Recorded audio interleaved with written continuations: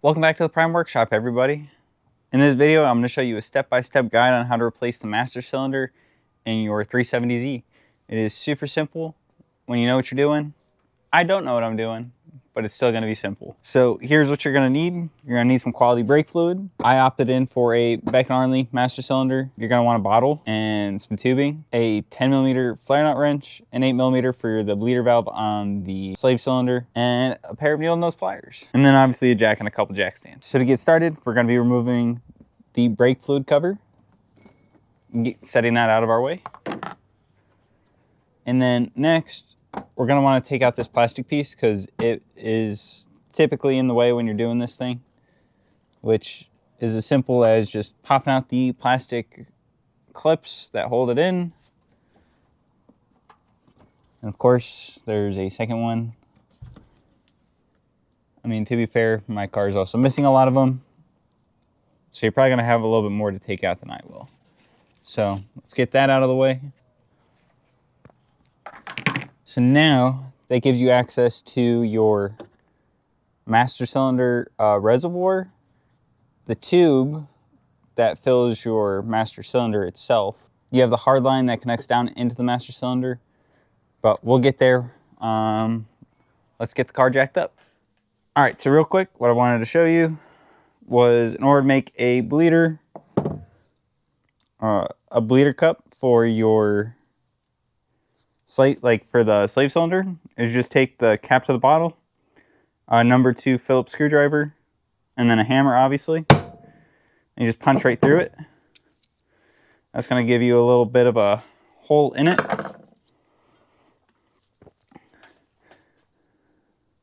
And then all you have to do is feed the tube into the bottle cap.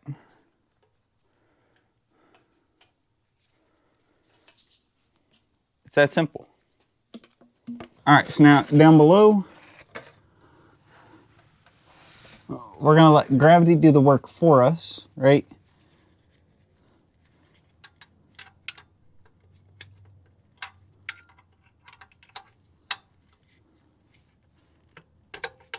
So what we're gonna do is we're gonna crack it loose just a little bit, get our line on there,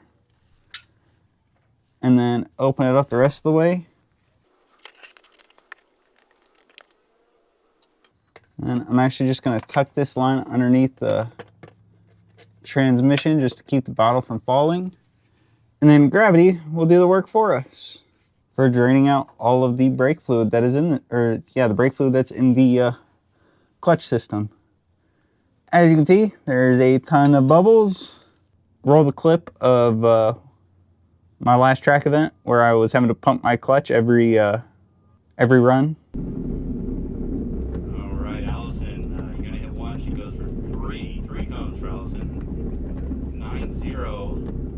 And you can see why I was having to do that.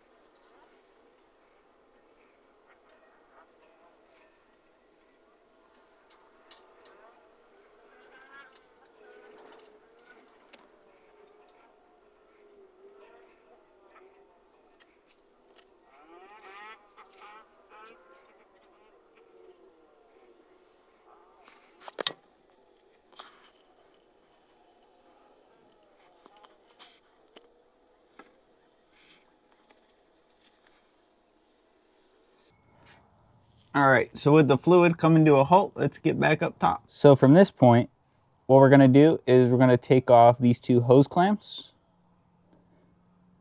And then there is a 10mm bolt that holds on the master cylinder reservoir. And then you have the hard line that runs out of the master cylinder that actually feeds your slave cylinder brake fluid. we're going to take those out. We're going to use the needle nose pliers on hose clamps, and then 10mm wrench and Belair nut wrench for the hard line.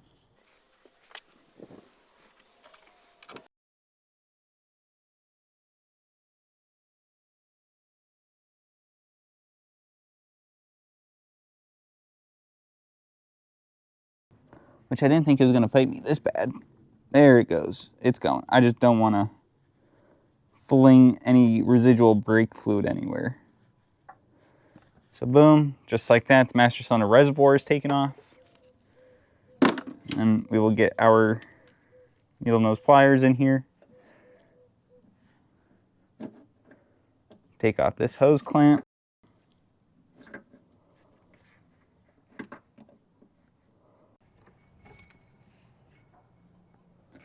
So now removing the other hose clamp up and out of the way. We will end up, I think we'll end up getting that off when we pull the master cylinder off the firewall. So now this is very important steps, that way you don't strip this, is you want to take a flare nut wrench, which as you can see it has 5 out of the 6 sides versus a normal wrench that has, I consider it 2. And once you crack it loose, you can loosen it with a regular open end of a wrench.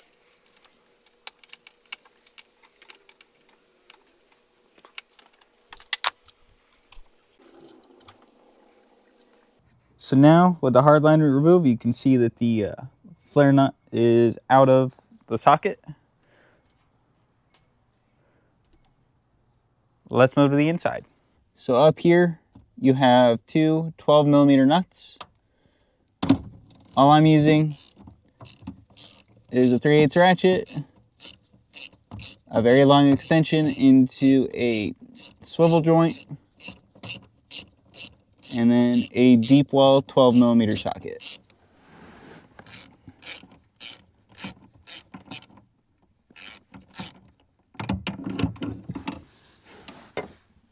And then up in the, so that one was in the bottom right corner. The next one is in the top left corner. Which, because this is such a tight area to see in there, you're not really quite able to show it on the camera.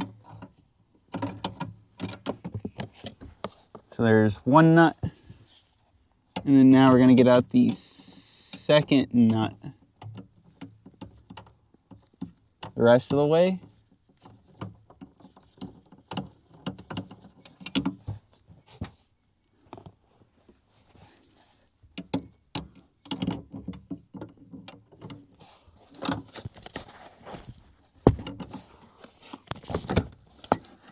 Which, if the light didn't want to keep falling, I could actually see what I'm doing.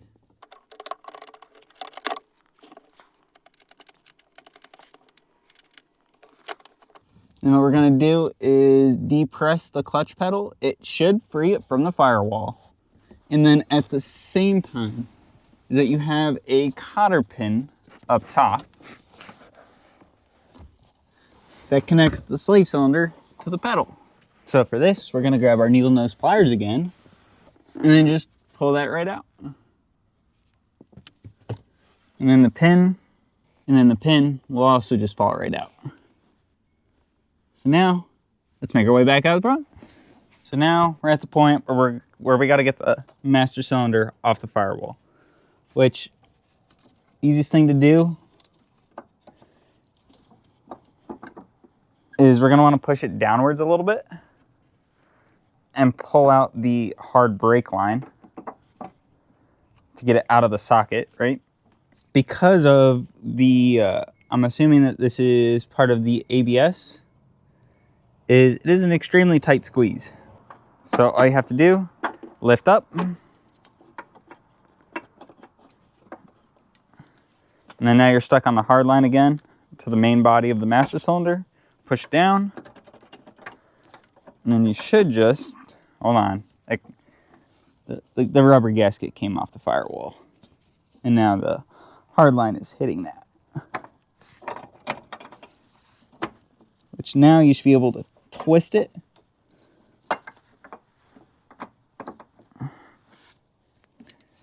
And this is pretty much just jiggle it till it's out.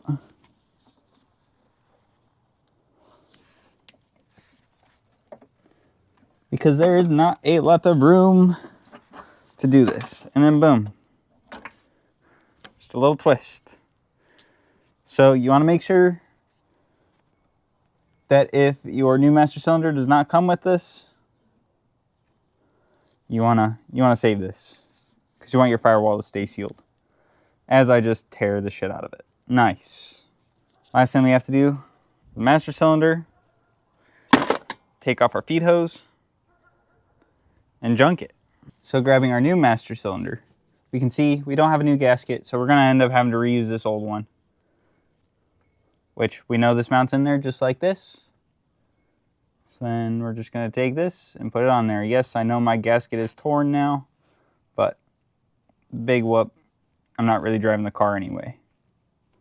Because if you haven't seen last video, go check out last video. I will put that up in the, I believe it is this top corner right here where my thumb is pointing.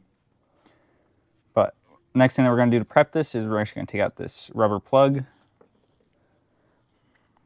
And then one other thing I forgot is that you also want to make sure that you adjust this part and tighten it down as well. So this itself has a riveted nut, and then you have basically a jam nut behind it. So you want to make sure that you match this up to your previous clutches or your previous master cylinder length, and then install it. So like as you can see here, we are pretty much just going to line up the boots, or not the boots, the chassis, and then you can see is that standardly it comes adjusted to the right length that it needs to be. But this also allows you for more adjustment, and I'm going to end up having to use that for my slave cylinder because I do not have a factory concentric slave cylinder. I have the aftermarket Z1 kit. So let's get this slotted right on in there. Just remember, you're gonna have to twist it.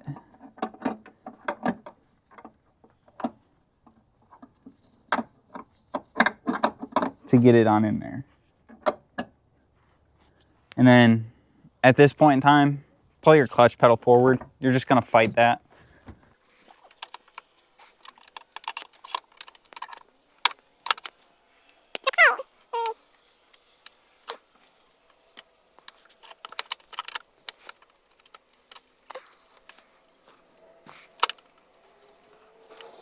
Just a little bit more finagling.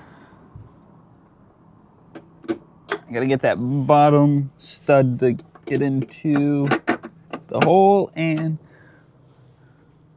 bada bing, bada boom, it's in there.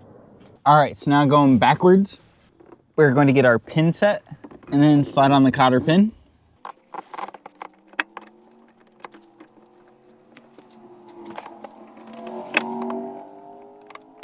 Which of course this has to be the worst part about this. There we go.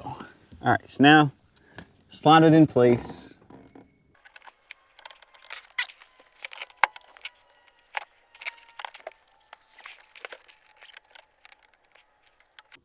This is 100% the worst part about this. It also does not help that I cannot see what I'm doing when I need to use both hands to try and get it set.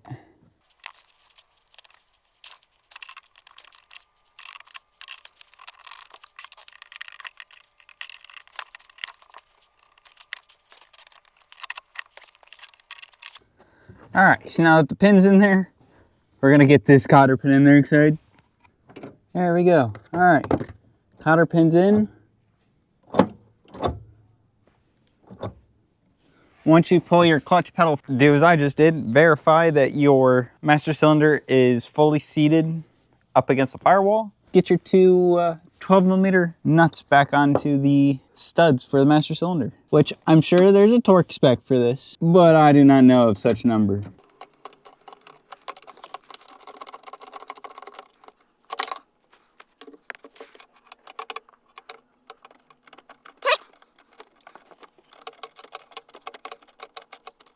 We're just gonna do this by hand. The torque spec for this is just 10 to 12 foot-pounds, which just don't crank down on it. Get it snug and a little bit more. It's good enough. And then find the other nut. Thank you. So snug, a little bit more. This is going to be reverse of what we did. We're going to do the hard line. And then once it's started, take your standard 10, the open end of a wrench, and tighten it. I'm actually going to grab, I'll show you here in a second. I'm grabbing a short 10mm wrench. I think that'll work better just due to the restriction of space. So small 10mm. I think this ought to work a bit better.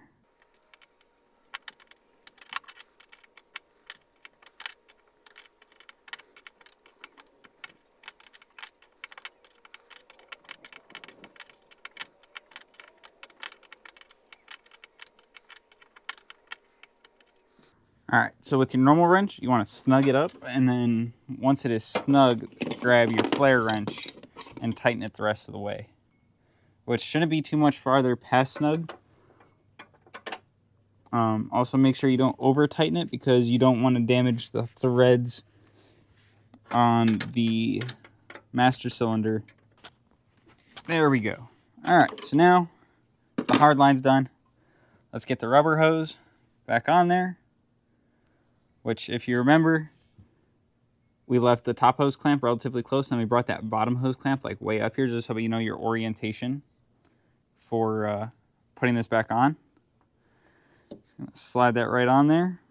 So now with a freshly cleaned master cylinder reservoir, we'll get this popped in there. And one thing I'm now realizing is that somebody's probably replaced this before, as there's a missing bolt on this, which I just noticed. Just snug this down, don't want to break it, and seat your hose clamps. We're gonna start with the top one, just like that, and then the bottom one, you're probably gonna have to reposition your pliers a couple times.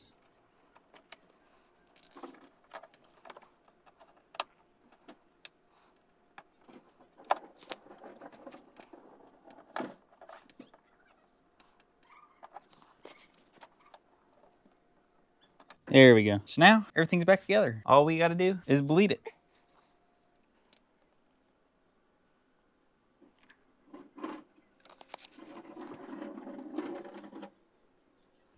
With the bleeder screw still being open, connected to the bottle, mind you, I still haven't removed that, is we're gonna let gravity do a lot of this work for us here. We'll pull it towards the bottle, just so we don't have to bleed out as much air. And then real quick, do you see all those little tiny bubbles coming out of the tube? This is essentially a one-way system, so fluid and air can go back down. Once the bubbles come out of the line, the air can't backfeed through the tube. What we're gonna do is we're gonna go up top. We're gonna go press the pedal 5 to 10 times. We're gonna monitor our fluid level because we never want that to drop. We're gonna close this off because we don't need gravity's help anymore, right? Now what we're gonna do is we're gonna go up. I'm gonna sit in the car, engage and disengage the clutch pedal, which if you pay attention, right here, this is the throw bearing fork. So I'm gonna press that 10 to 15 times, just to kind of pressurize the system. And then we're gonna come back down here, crack it and close it. If that makes sense. It'll make sense when we do it. So let's go press that pedal 10 to 15 times, make sure our fluid is topped up.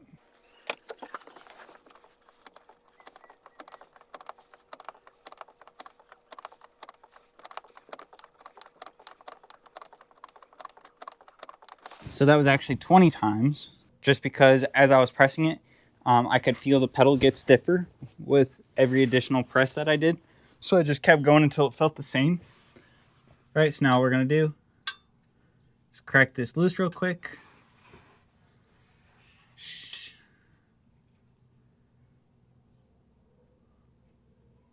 So I don't know if you guys noticed that a bunch of bubbles came out and then it was just fluid. That fluid is what you're looking for.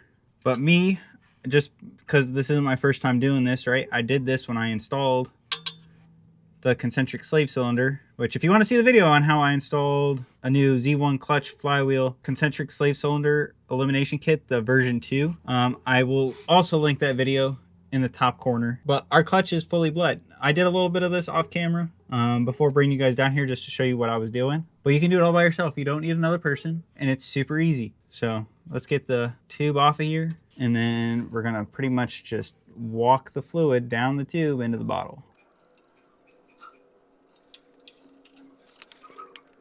Just like that. And boom, now the tube has just residual fluid left in it, and we're done. Well, almost done. We still gotta get this thing off jack stands.